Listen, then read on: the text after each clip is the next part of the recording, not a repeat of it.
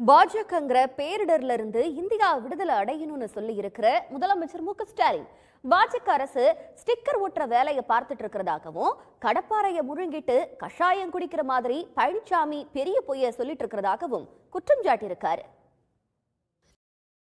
பிஜேபியில இருக்கிறவங்க எல்லாம் உத்தமர் காந்தியான்னு கேட்கிற அதிமுக முன்னாள் அமைச்சர் சி.வி. சண்முகம் இவங்க 3 பேரும் தான் பிஜேபியோட உண்மையான கூட்டணி கட்சிகள்னு சொல்லியிருக்கிறாரு.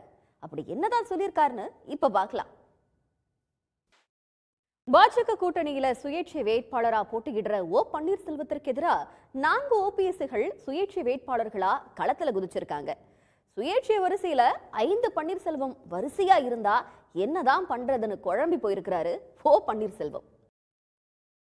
பாஜகங்கிற பேரிடர்ல இருந்து இந்தியா விடுதலை அடையணும்னு சொல்லி இருக்கிற முதலமைச்சர் மு.க. ஸ்டாலின் பாஜக அரசு ஸ்டிக்கர் ஒட்டுற வேலையை பார்த்துட்டு இருக்கிறதாகவும் கடப்பாறையை முழுங்கிட்டு கஷாயம் குடிக்கிற மாதிரி பழனிசாமி பெரிய பொய்ய சொல்லிட்டு இருக்கிறதாகவும் குற்றம் சாட்டியிருக்காரு.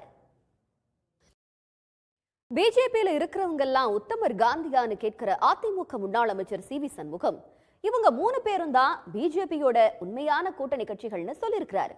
அப்படி என்னதான் சொல்லியிருக்காருன்னு இப்ப பார்க்கலாம். பாஜக கூட்டணியில சுயேட்சை வேட்பாளரா போட்டியிடுற ஓ பன்னீர்செல்வத்திற்கு எதிராக 4 ஓபிஎஸ்கள் சுயேட்சை வேட்பாளர்களா களத்துல குதிச்சிருக்காங்க. சுயேட்சை வரிசையில 5 பன்னீர்செல்வம் வரிசையா இருந்தா என்னதான் பண்றதுன்னு குழம்பி போயிருக்கிறாரு ஓ பன்னீர்செல்வம்.